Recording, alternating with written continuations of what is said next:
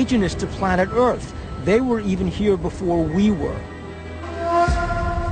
A remarkable yet virtually forgotten USO case from Sanderson's research is the mysterious St. Andrew incident off the coast of Nova Scotia, Canada, on October 30th, 1906. One of the great cases from the early part of the 20th century is the SS St. Andrew. She was a vessel that was crossing the Atlantic on her way to Hamburg. She was off Halifax when not only her crew, but passengers aboard that ship sighted a UFO. Sanderson reports that at 4:30 p.m. the ship was bombarded by a huge flaming object that zigzags through the sky, falls into the water, and disappears. But according to his reports, it couldn't have been a meteor, because meteors do not zigzag and move with apparent intelligent control. The story was even covered in the New York Times. First Officer V.E. Spencer says, quote, "I have seen meteors all over the world, but never such a large one as this." Throughout Sanderson's career, a cloud of mystery drifted around him. Sanderson was a part of the British intelligence service, but what we're really cloudy about is a lot of his friends were in the OSS, which was the precursor to the CIA, and then, as we can tell from some of his books, Sanderson had a direct connection to the Office of Navy Intelligence and was getting information from them. Until his death in 1973, Sanderson traversed the globe in search of underwater submerged objects. Today, some USO experts believe his research was provided to him by highly placed government sources. Many of us wonder, was Sanderson still in the intelligence services? Was he still going on some of his expeditions, some of his explorations, and using part of what he was doing to feed back to his old friends in intelligence services, but also getting new information for his books from them too? At the end of his life, weakened by cancer, Sanderson fell victim to friends and enemies alike who coveted his research. A lot of people would back their station wagon up to his bunkhouse and said they were going to borrow files and never brought them back. Speculation continues in various circles about whether secret government operatives removed Sanderson's files, thereby destroying the best cache of deep-sea UFO evidence ever collected. In the beginning, Ivan Sanderson was thinking about USOs as creatures that were in the air, that came into water. Towards the end of his career, he also had to engage in thinking about them as possibly intelligent craft from outer space. Coming up, an eyewitness report of two massive disc-like objects emerging from an Australian lagoon and leaving evidence in its wake.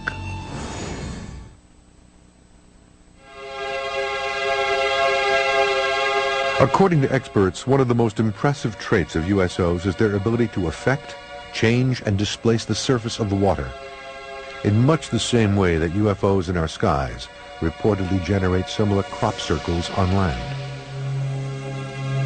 An interesting aspect of USOs is the fact that they leave a physical presence on the water.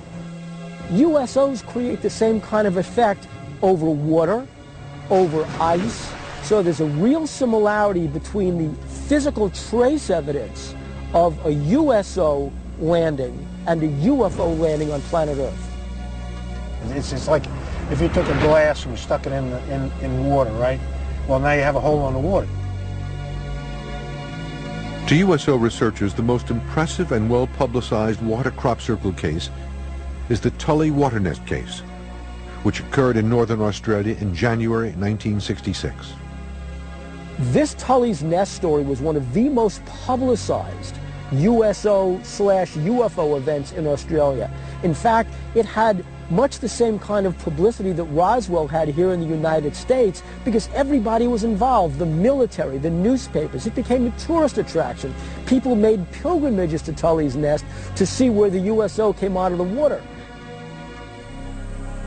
Over the past decade, Australian researcher Bill Chalker has conducted the most intensive study of the Tully case. At 9 a.m. on January the 19th, 1966, young farmer George Pedley was driving a tractor through a neighbouring farmer's property a place called Horseshoe Lagoon near Tully in far north Queensland.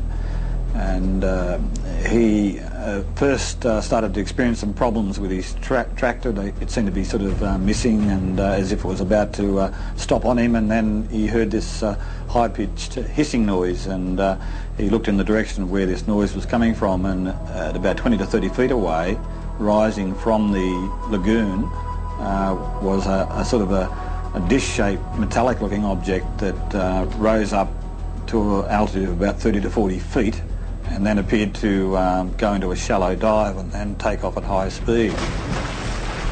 George Pedley described the object as appearing like two massive dinner plates stacked atop one another, about 30 feet in width and 12 feet in height.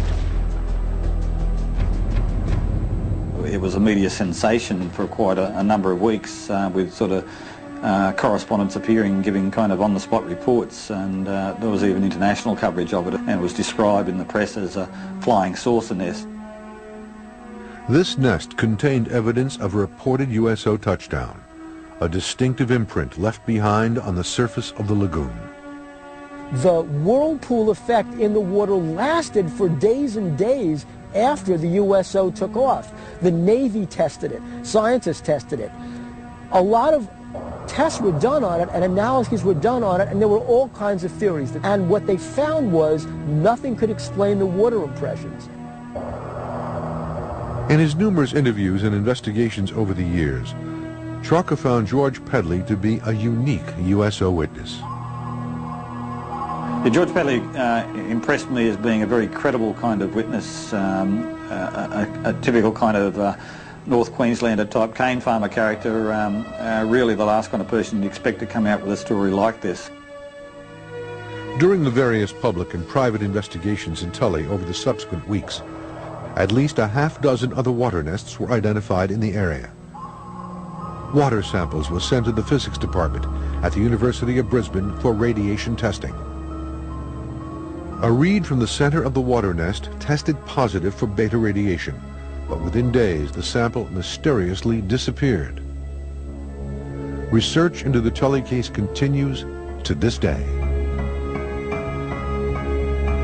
With no shortage of USO cases in the past and present, many continue to wonder why these objects are here and what could possibly be next. My belief is we got this big universe and all these different planets.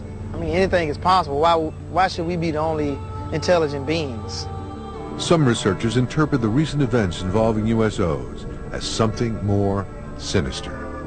I believe that there are extraterrestrial civilizations who have been watching our development over the last 100 years with knowing there's a lot of promise, but also a lot of risk. There's no doubt about it, there's something going on. They're covering stuff up, they're lying, and I would like to see congressional hearings in Washington to cut the crap and see what's going on, you know? Does it mean that somehow there's an event coming on planet Earth, cataclysmic, end of time, and somehow the USOs are coming out of the Earth because the Earth itself is in trouble? Maybe we're nearing the end of days.